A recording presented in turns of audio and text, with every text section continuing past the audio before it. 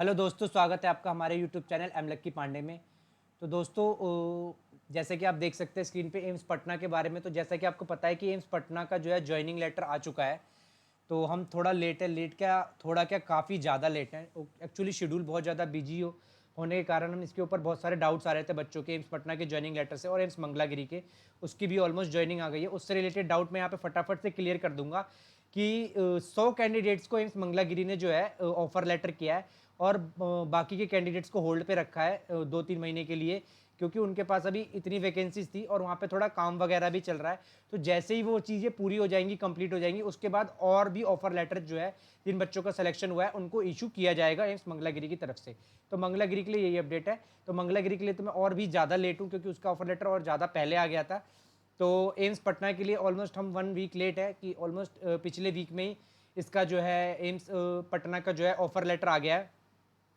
तो बच्चों के बहुत ज़्यादा डाउट्स आ रहे थे, इसलिए हमने वीडियो बनाई। ऑलरेडी हम काफ़ी लेट है, पर उम्मीद करता हूँ अब तक ऑलमोस्ट आपके डाउट क्लियर हो चुके होंगे, और अगर फिर भी कोई डाउट रह जाता है तो शायद इस वीडियो के बाद क्लियर हो जाएगा। अब 2 दिन का थोड़ा सा हमें ऑफ मिला है, तो उसके अंदर हम देखते हैं आपके लिए सारे के सारे वीडियोस जो भी हैं इंपॉर्टेंट वीडियोस अदर एम्स के लिए, उसके लिए माफ़ी चाहूँगा कि मैं वो भी नहीं लेके आ पाया। और अदर जो भी चीज़ें मिलती हैं वो सारे कवर करने की पूरी से पूरी कोशिश करूँगा। ठीक है, तो सबसे पहले चल के हम जरा ऑफर लेटर देख लेते हैं एक बार, और उसके अंदर क्या चीज़ें हैं, क्या डाउट्स आ रहे थे कैंडिडेट्स के, उस रिलेटेड डाउट्स को भी दूर करने की कोशिश करेंगे। तो सबसे पहले जो आ रहा है देख सकते हैं आप हमारे स्क्रीन के ऊपर, ये चीज़ आ रही है कि AIIMS all India institute of AIIMS ऐसे करके ऑफर लेटर आया होगा आप सबके मेल पे, जो भी एम्स पटना से हैं या जो भी कैंडिडेट हैं जिनको पता है। यहाँ पे आपका एड्रेस लिखा रहेगा, और यहाँ पे लिखा रहता है appointment to the post of nursing officer group B in level 7 pay matrix ₹44,900 142400 eight AIIMS Patna. ठीक है, ये एम्स पटना के लिए है।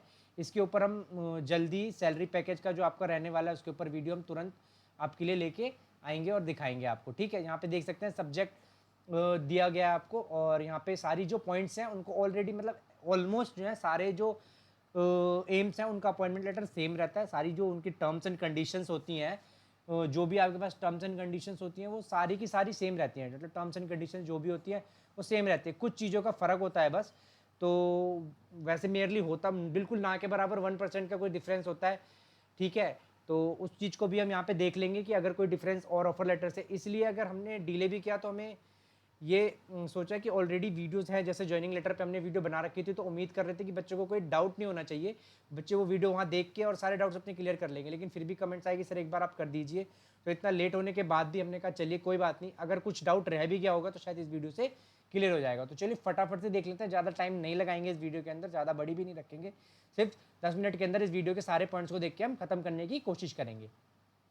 तो इसके अंदर पहला जो है आप देख सकते हैं, पहला जो पॉइंट आ रहा है वो यही आ रहा है कि आपको पे लेवल 7 मिला जाएगा। 44,900 से आपका बेसिक पे स्टार्ट होगा 7th पीसीसी। और ये जो 1424 जो लिखा होता है ये नहीं होता, ये एक्चुअली क्या है, बेसिक पे जैसे जैसे आपका इंक्रीमेंट होता रहता है वैसे वैसे ईयर वाइज आपका इंक्रीमेंट होगा, तो एट लास्ट जाके वो कहीं ना कहीं 142400 के आसपास पहुंच जाता है, जो आपका बेसिक पे है 1,42,400 के आसपास। पर आपको जो स्टार्टिंग है बेसिक पे, वो आपको जो भी है जितने भी एम्स हैं वहाँ पे आपको यही मिलने वाला है। जो फर्स्ट आपको पैकेज रहेगा उसके अंदर बेसिक पे आपको 44,900 ही मिलने वाला है, चाहे वो एम्स पटना के हैं कैंडिडेट या कहीं और के एम्स के हैं। ठीक है, अब हम देख लेते हैं रूल। हमारे पास सेकंड जो पॉइंट आता है, you will be at a probation period, ये सारे एम्स के अंदर सेम है। आपको मैं ऑलरेडी पुरानी वीडियोज़ में ये डाउट क्लियर कर चुका हूँ कि आप लोग 2 साल के प्रोबेशन पीरियड्स पे यहाँ पे रहने वाले हैं। ठीक है, उस टाइम पीरियड पे सारी अथॉरिटी एम्स के पास ही होंगी आपकी। ठीक है, अगर आप कुछ करते हैं उन्हें पसंद नहीं आते हैं, कोई भी तरीके की दिक्कत होती है, तो दे कैन आपको वहाँ से कैंसिल भी किया जा सकता है लोकेशन। तो इसलिए आपको अपनी ड्यूटी अच्छे से 2 सालों में बहुत अच्छे से करनी है। उन सबको जो भी वहाँ पे हैं सीनियर जूनियर सबको खुश करके रखना है, ताकि आपकी कोई भी परेशानी कोई दिक्कत ना आए। ठीक है, अब हम देख सकते हैं यहाँ पे अगला जो हमारे पास पॉइंट्स आ रहे हैं उनको हम थोड़ा डिटेल में बताएंगे। जैसे थर्ड पॉइंट हमारे पास आ रहा है जो कि during the probation period you will B level for the discharge from service eight any time. जैसे कि मैंने आपको बता दिया, वो यही है कि आपको कभी भी अगर कोई रीज़न होता है तो आपको निकाल सकते हैं। अगर आप किसी भी रीज़न की वजह से इनसूटेबल पाए जाते हैं या कोई भी गलत काम के अंदर पाए जाते हैं तो आपको लोग सर्विस से निकाल भी सकते हैं। फोर्थ पॉइंट देखिए क्या कह रहा था, appointment carries with it the liability to serve anywhere India. मतलब बोला जा रहा है कि आपको जरूरत पड़ने पे सिर्फ पटना में ही नहीं, कहीं पे भी अगर आपकी ज़रूरत पड़ती है तो आपको भेजा जा सकता है, और आपको पूरे इंडिया में भी सर्व करने की ज़रूरत हो सकती है। अगर किसी रीज़न के वजह से अपॉइंटमेंट, हाँ किसी रीज़न की वजह से कोई ऐसे पेंडेमिक आ जाता है या कोई और ज़रूरत पड़ती है और आपको बुलाया जाता है तो आपको कहीं भी भेजा जा सकता है ड्यूटी को सर्व करने के लिए, ठीक है। तो ये एक हमारा पॉइंट था एम्स पटना के ऑफर लेटर के अंदर, जिसे कैंडिडेट देख पा रहे होंगे। अब हमारे पास क्या है, 5th पॉइंट आता है, your service shall be liable to be terminated at any time by 3 months notice. मतलब बोला जा रहा है कि अगर आपको निकाला जाएगा या टर्मिनेट किया जाएगा किसी रीजन की वजह से, तो आपको 3 मंथ का नोटिस दिया जाएगा, या आप खुद भी छोड़ना चाहते हैं कोई चीज़ तो आपको 3 मंथ का नोटिस देना पड़ेगा अपनी जॉब को छोड़ने के लिए।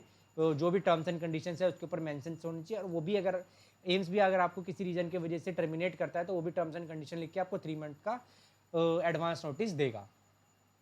ये पॉइंट लिखा गया रहता है, ठीक है। अब अगला क्या है हमारे पास, your appointment will be further be subject to taking an oath of allegation faithfulness to the constitution of India. आपको ओथ लिया जाएगा कि आप अपनी जो भी ड्यूटीज़ है उसको बहुत अच्छे से और बिना किसी भेदभाव के करेंगे। आप वहाँ पे एज ए देश कंट्री को सर्व करने के लिए आए हैं और आपका काम वहाँ पे कंट्री को सर्व करना है, आप अपना कोई भी पर्सनल बेनिफिट नहीं देखेंगे। 7th पॉइंट हमारे पास आ जाता है, you will be govern by all India institute. मतलब आपको जो भी गवर्न किया जाएगा, जो भी रूल्स एंड रेगुलेशन होंगे, ठीक है, वो सारा आपका सेंट्रल सिविल सर्विस रूल्स के अगेंस्ट में होगा, एम्स पटना के अगेंस्ट में होगा। जो भी एम्स पटना के अंदर एम्प्लॉयज़ के रूल्स रेगुलेशन इंस्ट्रक्शंस वगैरह है, उन सबको मद्देनजर हुए आपको सारे वहाँ पे रूल्स एंड रेगुलेशन किया जाएगा और उसी के बेसिस पे आपको गवर्न भी किया जाएगा। हमारे पास 8 पॉइंट आ जाता है, your appointment to the nursing officer of Patna is provisionally and subject to the verification of character certificate. मतलब जो भी डॉक्यूमेंट्स वगैरह है उसको आपको वेरिफिकेशन किया जाएगा। अगर किसी भी स्टेज पे आपका कोई भी डॉक्यूमेंट वेरिफिकेशन गलत पाया जाता है या कोई भी दिक्कत या परेशानी होती है तो आपको निकाला जाएगा, ठीक है, आपको निकाल दिया जाएगा, आपका अपॉइंटमेंट को कैंसिल किया जा सकता है। अगर किसी भी पॉइंट पे किसी भी रीजन की वजह से आपको गलत पाया जाता है, आप किसी क्रिमिनल एक्टिविटी में पाए जाते हैं, तो आपके अगेंस्ट लीगल एक्शन भी लिया जा सकता है। इस पॉइंट में ये चीज़ किया जा रहा है 8 पॉइंट के अंदर जो भी आपको ये बोला जा रहा है। अब अगर हम देखते हैं अपना अगला पॉइंट जो हमारे पास आता है वो होता है इन अकॉर्डेंस विद, जैसे कि 9th पॉइंट है, in accordance with the existence instruction a person shall not be eligible for appointment under government of India if she has entered into A contracted marriage. अगर आप किसी contract marriage में तो आपको ये जॉब नहीं मिलेगी, ठीक है। अगर उसका कोई स्पेसिफिक रीज़न है जिस वजह से आप कॉन्ट्रैक्ट मैरिज में, तब उसको शायद एक बार वैलिड माना जाएगा। पर अगर आप विदाउट एनी किसी रीज़न के कॉन्ट्रैक्ट मैरिज में किसी के साथ, तो आपको बिल्कुल भी जॉब के लिए लिएबल नहीं माना जाएगा। Is satisfied that there are special reason, जैसा कि इसमें बोला जा रहा है। तो ये सारी चीज़ें you should make a representation in behalf of immediately. मतलब यही है कि अगर आप किसी रीजन की वजह से, तो आपको ऐसा परफॉर्मा देना पड़ेगा, सेल्फ डिक्लेरेशन वगैरह वहाँ पे देना पड़ेगा अगर आप किसी चीज़ के, और आपके जॉब भी नहीं। तो अगर आप ऐसे कोई कैंडिडेट है इसके अंदर तो आप इस चीज़ को, अदरवाइज मेरे ख्याल से ऐसा कोई 99% कोई ऐसा कैंडिडेट होता नहीं है, वो बहुत 0.1% चांसेज हैं कोई ऐसा कैंडिडेट होता है कॉन्ट्रैक्ट मैरिज वाला, तो वहाँ दिक्कत होती है। पर इस पॉइंट को हम समझ लिया बाद में कि ये पॉइंट का कोई ऐसा वैलिडिटी है नहीं, बस एम्स के रीज़न की वजह से है, एम्स अपनी तरफ से पॉइंट को दे रहा है अच्छे से। अब हमारे पास 10th पॉइंट जो आता है वो आता है, you will be entitled to TA DA and joining time either for appearing और मेडिकल एग्जामिनेशन और, मतलब आपको कोई भी ट्रांसपोर्ट अलाउंस, डियरनेस अलाउंस वगैरह नहीं दिया जाएगा आपका मेडिकल एग्जामिनेशन के लिए, या आपका जो ज्वाइनिंग होती है, ज्वाइनिंग तक मतलब आपका कोई ट्रांसपोर्टेशन कॉस्ट आता है वेरिफिकेशन वगैरह करवाने के लिए, या ज्वाइनिंग के टाइम जो भी आपका कॉस्ट आएगा वो नहीं दिया जाएगा। मतलब ये समझ सकते हैं आप सिंपली कि आप अगर 1 मंथ के लिए वहाँ जाएंगे तो आपको अपना 1 मंथ का खर्चा लेके वहाँ पे जाना पड़ेगा। आप किसी भी एम्स में जा रहे हैं, सारे एम्स के कैंडिडेट्स के लिए है कि आप किसी भी एम्स में जा रहे हैं तो आपको अपना 1 मंथ से मैं आपको सजेस्ट कर देता हूँ 1 मंथ से 3 मंथ्स का जो है, क्योंकि सारे वहाँ डॉक्यूमेंट प्रोसेस करने में इतना टाइम लग जाता है, 1 मंथ से 3 मंथ्स का आपका एक्सपेंस आपको अपने हाथ में होल्ड करके ले जाना पड़ेगा। उसके बाद जिस दिन से आपकी ज्वाइनिंग हो जाएगी उस दिन से आपको काउंट किया जाएगा, आपका जो भी एक्सपेंस होगा उस दिन से आपको सैलरी पैकेज बेसिस पे काउंट किया जाएगा और आपको मिलेगा। तो उससे पहले का जो भी खर्चा वर्चा है उसके लिए एम्स रिस्पॉन्सिबल नहीं होगा, इसके अंदर साफ साफ लिखा जा रहा है। अगला ये बोला जा रहा है, the offer of appointment is not covered by existing system of defined benefit pension and you will be govern by the new pension scheme. मतलब कोई पुराना जो है उस बेसिस पे नहीं जज किया जाएगा, जो नई पेंशन स्कीम आई है ना उसके बेसिस पे आपको जज किया जाएगा। 1/4/2004 के बाद जो पेंशन स्कीम आई है उसके बेसिस पे ही आपको जज किया जाएगा। अगला 12th क्या, if the above condition are acceptable you may give your expectations institute also you are given 1 month time to join at the appointment post. ठीक है, अगर आपको आप जो कह सकते हैं कि आपका ये सारी चीज़ें आपको वैल्यूबल लग रही हैं, जो भी पॉइंट्स हैं, अगर आप एग्री करते हैं तो आपको 1 मंथ का टाइम दिया गया, आपको विद इन 1 मंथ अपने पोस्ट को, नर्सिंग ऑफिसर के पोस्ट को ज्वाइन करना है। ठीक है, आपको इस पॉइंट को भी ध्यान में रखना है, आपको 1 मंथ का टाइम दिया, विद इन 1 मंथ आपको ज्वाइन करना है। एम्स पटना, एम्स दिल्ली कह सकते हैं, एम्स ये सब काफ़ी पीछे थे, इनकी डॉक्यूमेंट वेरिफिकेशन भी काफ़ी पीछे हुई है, लेकिन इन्होंने अपना ज्वाइनिंग जो है फटाफट किया, तो इसके लिए कोई दिक्कत नहीं है बाद में की। और काफ़ी ऐसे एम्स हैं जिन्होंने अपनी डॉक्यूमेंट वेरिफिकेशन तो काफ़ी पहले कर ली है, लेकिन ज्वाइनिंग से रिलेटेड अभी उनका कोई भी डॉक्यूमेंट या कोई भी चीज़ नहीं आया है। तो हम उम्मीद करते हैं बाकी सारे एम्स भी अपना जल्दी से जल्दी निकालें उम्मीद है हमें कि अभी जितने भी एम्स के हो गए हैं वो सब अपना ज्वाइनिंग तुरंत ही निकालने वाले हैं। तो फिलहाल के लिए आपके पास जो भी है और जैसे भटिंडा हो गया, इन सब के तो अभी आए नहीं है, तो हम अब वेट ही कर सकते हैं अभी किस रीज़न की वजह से। हमें भी कुछ टाइम नहीं मिला अभी बीच में कि हम वहाँ पे बात करके उनसे पूछ सके, कोई इन्फॉर्मेशन निकाल सके। तो जैसे ही हमें भी टाइम मिलता है नेक्स्ट वीक के अंदर, तो हम कोशिश करेंगे आपके लिए एक वैल्यूबल वीडियो लेके आए, जिसके अंदर बचे हुए एम्स किस रीज़न की वजह से डॉक्यूमेंट वेरिफिकेशन नहीं करवा पा रहे हैं, उसकी जो भी इन्फॉर्मेशन हमें मिलेगी हम आपको तक पहुँचाने की कोशिश करेंगे, ठीक है। तो ये सारे पॉइंट्स थे मेन जो कि एम्स पटना वाले में थे। और इसके अंदर एक पॉइंट और बोला जा रहा है जिसके लिए बच्चों को डाउट का कि एक ट्रिपलेट दिया गया, अटेस्टेशन फॉर्म दिया गया है जो कि आपको भरना है at the time of joining, fill it in submit at the after time of joining आपको भरना है। तो इस फॉर्म से रिलेटेड कहते हैं डाउट आ रहा है, तो अगर आपको इस फॉर्म से रिलेटेड डाउट है तो हमें कमेंट सेक्शन में बता सकते हैं, क्योंकि फॉर्म काफ़ी बड़ा है, हम सोच रहे हैं कि उसके ऊपर भी वीडियो बना दें, ठीक है। तो अदरवाइज अगर कुछ एक आधा कैंडिडेट का कोई डाउट है इस फॉर्म से रिलेटेड कि ये पॉइंट समझ नहीं आ रहा, वो पॉइंट समझ नहीं आ रहा, तो आप कमेंट सेक्शन में पूछ सकते हैं। हम कमेंट सेक्शन में उस पॉइंट्स के रिप्लाई करने की पूरी से पूरी कोशिश करेंगे जो अटेस्टेशन फॉर्म है जो दिया गया। अदरवाइज उसके अंदर हमने ऑलरेडी एक ज्वाइनिंग फॉर्म के ऊपर वीडियो बना रखा है, एग्जैक्ट वैसा ही है सेम।